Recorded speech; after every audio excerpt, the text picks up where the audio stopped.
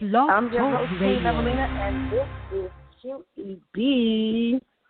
We're going to be talking today with Hasani Vibez. Yes. He is definitely one of the artists that was blazing the stage at the Mako Girls' 5th annual Carnival Glow Party. We started a new series for you guys. It's called The Glow Up. Hasani, how you doing? I'm good. How are you? Good. Now you're still just a teenager. Yes, ma'am. Still just a teenager. All right. Now, what school you go to? I go to Arabia Mountain High School. Shout out to Arabia. All right. Yes. Shout out to Arabia. Okay, so now recently you also participated in the big fashion show that you guys do there every year. Yes, ma'am. It was amazing. Okay. Was that your first performance? No, ma'am. My first performance was on October 14th. I'll never forget that.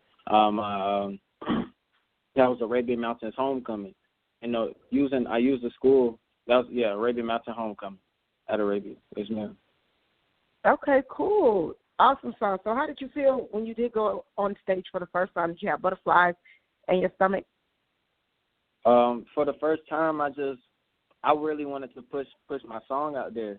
So I was really excited, and I put the announcement on my Snapchat and on my social media that I was performing, and the whole school just went crazy. So everybody was there by the time, and right after that, everything, went according to plan and just blew up after that. Oh, my goodness. Awesome. So what's the strangest thing that's happened to you since you blew up at your high school? The strangest thing that happened to me since I blew up was, it's not since I blew up, it was how I blew up. And emphasizing that, I would say it's because of what happened in order for me to blow up, as in tearing my ACL and my LCL playing football. And if that would have never happened at my school, playing football, I would have never been singing today. Mm-hmm. So are you sure you wouldn't have been a singing athlete? Because it seems like it was already in you and just needed to come out. Yes, ma'am. You're right. I didn't take it as serious if that didn't happen. And, if that didn't happen, I don't know. But you're right. Think about it. Okay. So we see that you got plenty of talent, and you didn't let it stop you. So how did it happen with the music? Was it that you were home, you were bored, laid up, with your injury, and you were bored, and you just said, I'm just going to start writing some stuff and start singing? Or was it that you were listening to music, a certain type of music at that time, and then that is what kind of sparked you? So that song, the song that blew up, is called A Message for a Queen. And I wrote that song 2 years ago, and I always sing it for my girlfriend at the time. Shout out to her. Okay. And I always, sung it to her, and I just made it and I wanted to put it out this month on October 14th. That's when I was going to actually drop the song. But, I always wanted to pursue it. I didn't keep it. It wasn't the front. It wasn't the main thing that I was focused on, because I was so into the sports. So it was just it was an outlet, but I didn't notice how much of an outlet it was for me. And I grew up around the church and always had music influencing me. Always was a big influence. But I didn't focus on it until, that injury happened. Okay. So you could choose any artist to work with right now, of course, besides the Mako Girls. Who would it be? It's a lot to choose from. That's a good question. Can I say a top three? Sure, go ahead. Top three. Give me your top three.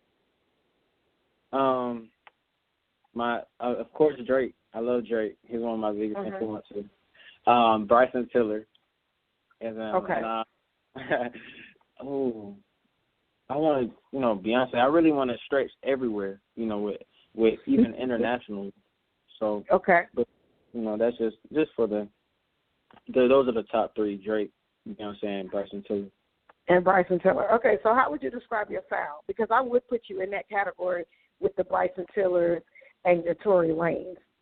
Yes, where ma'am. it's sexy, it's soulful, it's so authentic that it's almost street, you know what I mean, to an extent based off of what, the content of what you're talking about. So I was like, okay, yeah, I could see you and Bryson Tiller on a record. But how would you describe your sound? I would describe it. I forgot. I'm sorry. I apologize. I forgot one. One of my other biggest influences are Jacquees. Shout out Jacquees. Jacquees. Okay, the king of R&B. Yes, man. But I would describe my sound as it's a new sound. It's a mix of like you said, new, kind of like a new R&B. But I love the old R&B. I always want to incorporate, the real, because it's real emotions. Real emotions, real love, and I just describe it as something. I describe it as me. I describe it as like an R&B, but kind of a pop because it's catchy. And then you will have I have my little rap lines in it, and I mix it all together because that's just me. I don't have any type of problem with it. I call it a R&B pop rock, R&B pop hip hop.